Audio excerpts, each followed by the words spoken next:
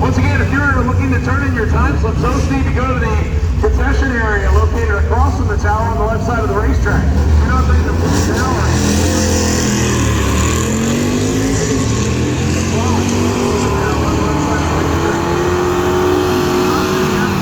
off the starting line.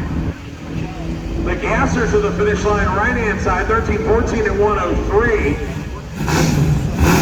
And the Ford Mustang will not get a time slip. This is Derek Bieri coming up next. The Vanishing Paint Challenger. This used to belong to Dave Freiberger at one point, and then he sold it.